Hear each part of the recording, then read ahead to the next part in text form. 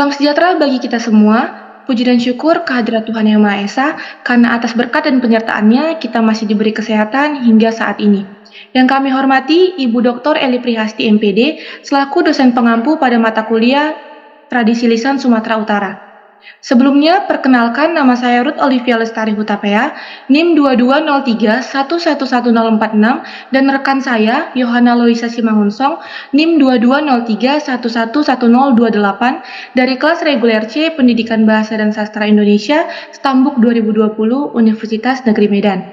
Pada kesempatan kali ini, kami akan memaparkan kajian teori yang kami gunakan pada penelitian kami yang berjudul Menelisik Makna Babi sebagai Hewan Adat dalam Tradisi Pernikahan Batak Toba. Sebagaimana yang kita ketahui bahwasanya masyarakat Batak Toba merupakan salah satu suku di Sumatera Utara yang kental akan tradisi di dalamnya, baik itu tradisi pernikahan, tradisi kematian, kelahiran, ataupun sebagainya. Nah, dalam hal ini kita ketahui bahwasanya akan selalu ada yang namanya hewan adat di dalam penerapan setiap tradisi tersebut, khususnya tradisi pernikahan yang akan kami bahas pada penelitian kali ini. Nah, yang menjadi pertanyaan adalah mengapa seringkali yang digunakan hanya hewan babi? Nah, untuk memecahkan hal tersebut, maka kami menggunakan beberapa kajian teori yang akan mendukung dan membantu menjawab dari pertanyaan penelitian kami.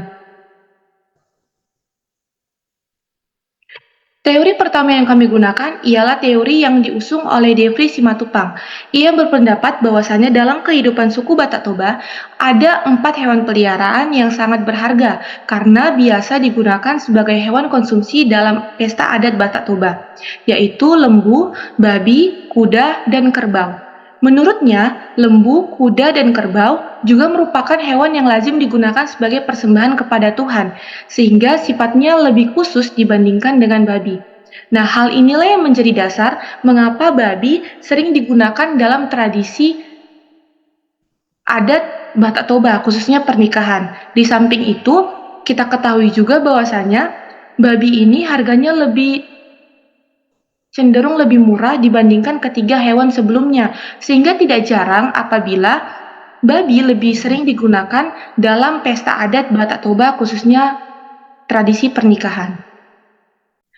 Teori selanjutnya yang kami gunakan ialah teori yang diungkapkan oleh Sida Butarge tahun 2015 yang menjelaskan bahwasanya dalam pernikahan adat Batak Toba terdiri dari beberapa rangkaian tahapan. Yang pertama, marsi buah-buahi, yang kedua, pemberkatan nikah, yang ketiga, memasuki tempat acara pernikahan, yang keempat, menyambut hula-hula, yang kelima, menyerahkan tanda makanan adat, yang keenam, pembagian jamban, ketujuh, sumbangan tanda kasih atau manjalo tupak, yang kedelapan, penyerahan panggohil kekurangan sinamot, yang kesembilan, tintin mangarakup, dan yang kesepuluh, mangulosi atau pemberian ulos.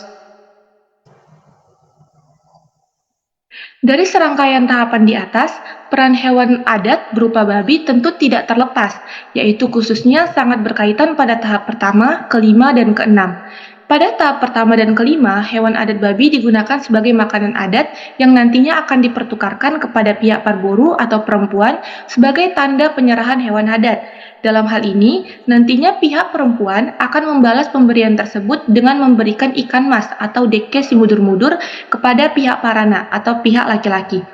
Sementara itu, pada tahap ke-6, hewan adat ini akan dibagikan sesuai dengan aturan yang telah ditetapkan, yaitu mengikuti aturan Dalian Natolu. Untuk rangkaian kajian teori selanjutnya akan dibahas oleh rekan saya, Yohana. Kepada Yohana, saya persilakan. Baik, terima kasih kepada rekan saya, Ruth Olivia, yang telah memberikan saya kesempatan untuk menjelaskan kajian teori selanjutnya. Jadi, mengapa hewan babi itu sangat berkaitan dengan pernikahan adat Batak? Karena dalam pernikahan adat Batak, umumnya daging babi akan dijadikan sebagai jambar.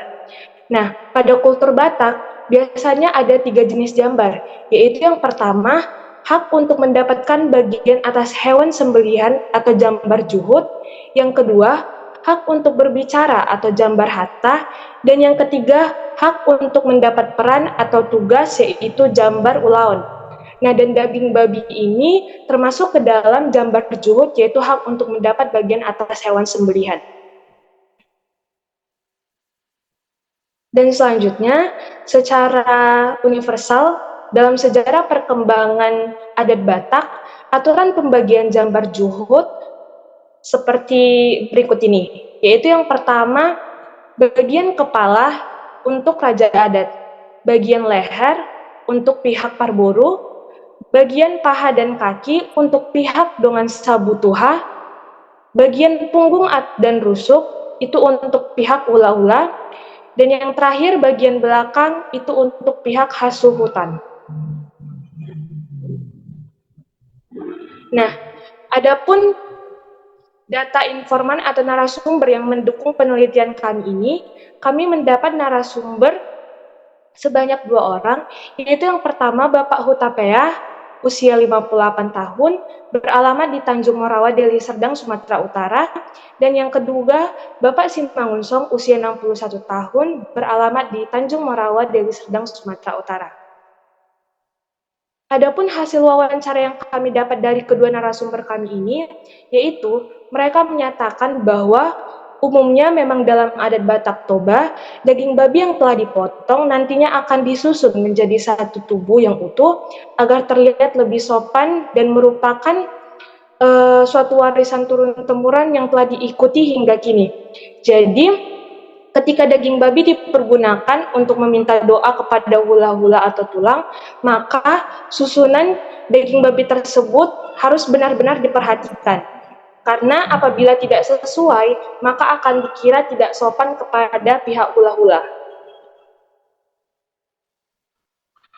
Dan adapun pembagian jambar dalam adat Batak Toba khususnya di adat pernikahan, ini mengacu pada prinsip kekerabatan orang Batak yaitu Dalian Natolu. Jadi pembagian jambar ini akan memakan biaya yang cukup besar sehingga babi menjadi salah satu alternatif untuk menanggulangi hal tersebut. Karena dapat kita ketahui dari penjelasan rekan saya tadi bahwa babi pada dasarnya dipandang sebagai hewan adat yang paling rendah atau paling murah harganya dari ketiga hewan adat lainnya. Hal ini dikarenakan hewan tersebut tidak pernah disebut sebagai hewan persembahan kepada Tuhan atau debata. Jadi ini menjadi salah satu alasan mengapa daging babi dipilih menjadi hewan adat dalam tradisi adat Batak Toba, khususnya tradisi pernikahan Batak Toba. Baik, terima kasih. Mungkin itu saja yang dapat saya sampaikan. Selanjutnya saya berikan kembali kepada rekan saya, Ruth Olivia. Baik, terima kasih kepada Saudari Yohana yang telah memaparkan kajian teori yang mendukung penelitian kami pada saat ini. Nah, sampailah kita kepada kesimpulan. Maka dari beberapa rangkaian kajian teori yang telah kami sampaikan tadi, maka dapat kami simpulkan bahwasanya dalam pelaksanaan upacara adat Batak Toba tidak dapat terlepas dari prosesi pemberian atau pembagian jambar. Biasanya, daging yang digunakan ialah daging babi atau pinahan. Salah satu alasan mengapa babi menjadi hewan adat yang paling sering digunakan ialah karena harga daging babi yang lebih murah dibandingkan dengan hewan adat lainnya, sehingga tradisi tersebut dapat diterapkan dalam kalangan yang berstatus sosial rendah maupun tinggi. Dalam adat pernikahan Batak, biasanya babi akan dijadikan daging jambar, dan jambar tersebut dapat dibagi ke dalam 3 jenis jambar, yaitu hak untuk mendapat bagian atas hewan sembelihan yang disebut jambar juhud, hak untuk berbicara, yaitu jambar hata, dan hak untuk mendapatkan peran ataupun tugas dalam pekerjaan publik atau komunitas yang biasanya disebut dengan jambar ulaon. Nah, di beberapa acara adat, daging babi akan dipotong kemudian disusun dengan utuh mulai dari kepala hingga ekor yang merupakan simbol kehormatan kepada pihak buru atau pihak hula-hula. Nah, demikianlah pemaparan kajian teori terkait dengan penelitian yang kami bahas. Semoga apa yang kami sampaikan dapat menjadi ilmu bagi rekan-rekan pembelajar yang menyaksikan video ini. Lebih dan kurangnya kami mohon maaf. Sekian dan terima kasih. Salam sejahtera bagi kita semua.